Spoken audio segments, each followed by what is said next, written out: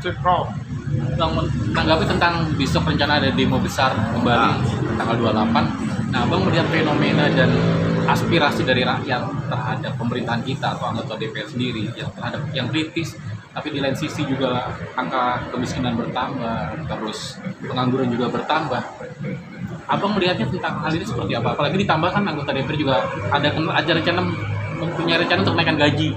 Tapi lihat kondisinya seperti ini, Abang melihatnya seperti apa tentang hal ini? Nah ini ya, demo ini diatur dilindungi oleh undang-undang. Pasal 28E ayat 3 Undang-Undang Dasar 45 itu melindungi hak mengemukakan pendapat di depan umum. Berarti dilindungi oleh Undang-Undang 45 ya. Turunan daripada Undang-Undang 45 itu adalah Undang-Undang Nomor 8 Tahun 99. Ya kan? Berarti sah itu demo. Kan itu kan.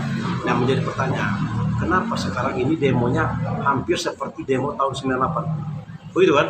Demonya yang besar-besaran. Nah di sini saya bilang, salah saya tuh sana itu sampaikan, saya adalah pendukung berat daripada presiden sekarang Pak Prabowo.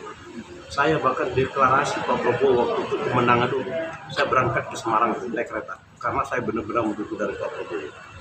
Harapan kami Pak Prabowo ini bisa membenahi daripada bangsa ini dan jangan ragu dalam memimpin. Ini harapan kami. Satu saya bilang, sekarang ini banyak daripada pembantu-pembantunya presiden sendiri sekarang menurut saya yang membuat gaduh terhadap masyarakat, terutama masyarakat bawah. Makanya gejolak terhadap ada demo sekarang ini juga.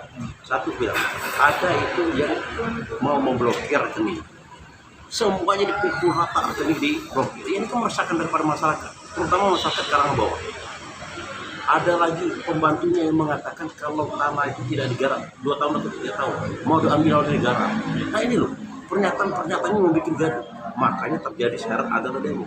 Demo ini menurut saya dilindungi undang, boleh aja saja asal tidak anarkis. Itu boleh hak minum kita boleh aja.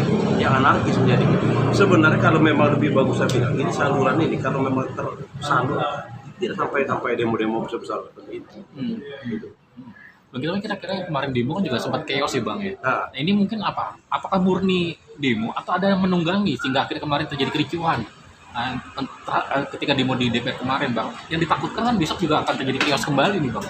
Jadi gini, kalau masalah demo ini kita nggak bisa juga mengecap ini ada menunggangi. Demonya masyarakat, nah demonya daripada mahasiswa dan masyarakat. Besok itu kan demo dari buruh kan itu kan. Nah, kalau buruh ini dia menuntut masalah outsourcing sama kenaikan gaji kalau nggak salah. Nah ini jangan juga. Kenapa? Kalau kita mengatakan ini ditunggangi ini berarti seakan-akan yang demo ini adalah badut. Enggak, saya bilang hati-hati tidak. Memang itu dari inspirasi dari masyarakat.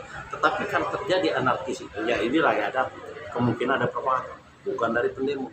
Ya inilah kewajiban dari pihak polisi mencari siapa yang melakukan provokator terhadap anarkis ini. Itu pun tentu daripada. Kalau kita katakan ini demo itu yang menunggangi saya tidak sependapat. Bang ini menanggapi tentang apa? Penghapusan outsourcing terus pengangkatan karyawan, status karyawan itu sendiri itu hal yang lumrah ketika besok mengangkat isu tentang hal itu Bang untuk demo besok. Iya ini kan dari buruh, sah-sah aja, saya boleh kok. Dia mengatakan karena outsourcing itu boleh dibilang kan karyawan yang akhirnya mereka tidak ada kepastian. Ya gitu kan ini ya tidak ada kepastian. Nah tapi ingat juga ya, misalnya ini terjadi outsourcingnya, gitu. Kita harus mempertimbangkan juga daripada pemerintah ini menurut saya ini ada juga politik. Adanya undang-undang tenaga kerja itu ada politik. Ini politik banget masalah outsourcing gitu. Tetapi yang kebanyakan kalau saya mengatakan ini kan negara kita, kalau negara kita lebih kondusif terhadap jadi investor dari luar itu lebih ini. Kalau sekarang ini kalau demo apalagi kejadian seperti mana akhirnya yang terpuruk apa kita juga masyarakat yang bawah rakyat yang jadi korban juga. Iya makanya bila harapan saya pada presiden sekarang pembantu yang membuat gaduh itu copot aja dia resapel gitu. Dan aku harapan juga kepada presiden jangan sampai presidennya terbelenggu dalam arti beban politik. Kalau yang banyak membuat gaduhnya Karena itu kan mereka kan apa pembantu presiden itu tapi memiliki gaduh daripada masyarakat bawah. Iya, contohnya juga aku bilang sehingga pemimpin harus tegas. Kan ada sekarang ini kan terjadi di Pati, ini kan masalah PBB. Nah, ini sangat meresahkan daripada masyarakat. Sekarang maksudnya itu udah lah, nggak usah terlalu ini pembantu presiden inilah deh, apa namanya, kalau nggak pantas untuk dikuasai komen nggak usah. Iya.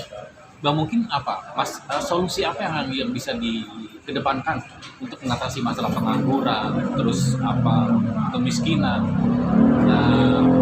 pendapatan yang kecil dan segala macam, Bang? Apa mungkin solusi yang harus dikedepankan oleh pemerintah untuk memasalah permasalahan bangsa ini sendiri, Bang? Jadi begini, utama itu negara itu adalah aman damai, maka investor akan datang. Kalau sekarang ini banyak terjadi di mana-mana kerusuhan, demo, dan justru itu akan berefek kepada masalah pengangguran tadi. Investor itu banyak kabur, walaupun dia tidak mau dong, orang kan tidak ada kepastian daripada pemerintah kita ini yang menjadi masalah. Itu menjadi masalah sekarang ini.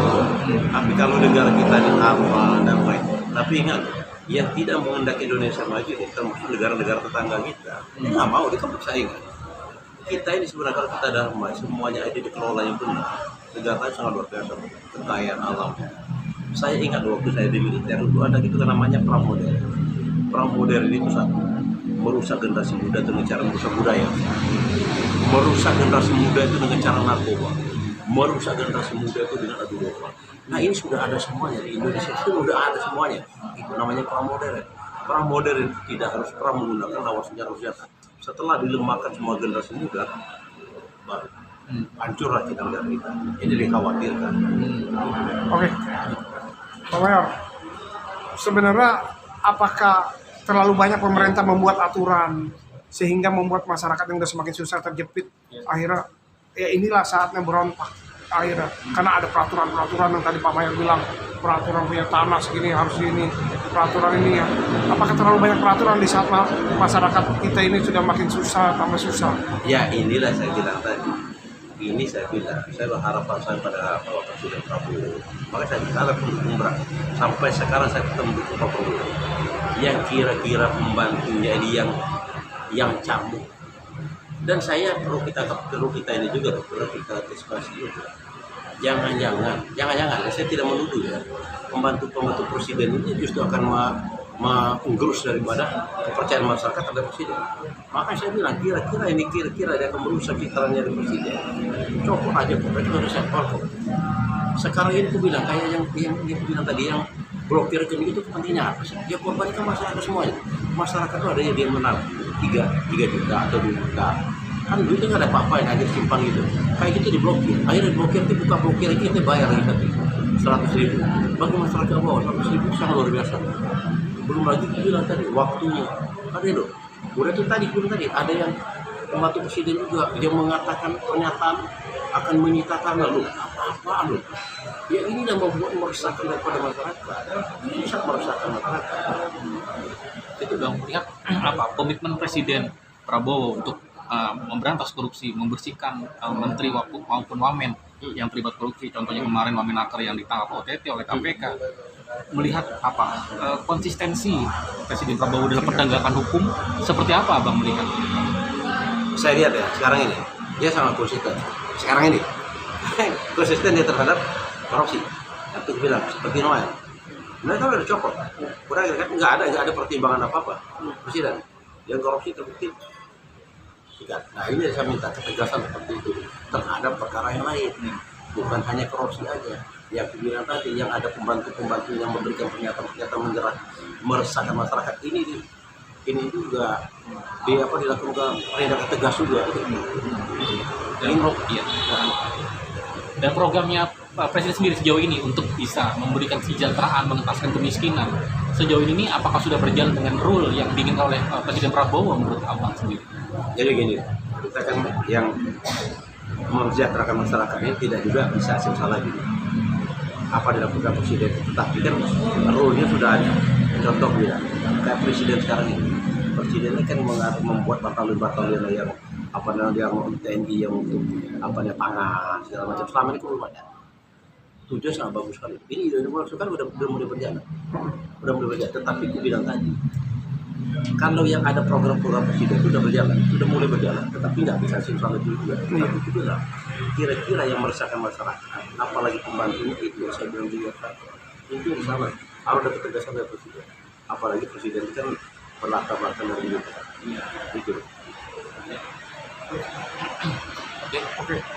Berarti nanti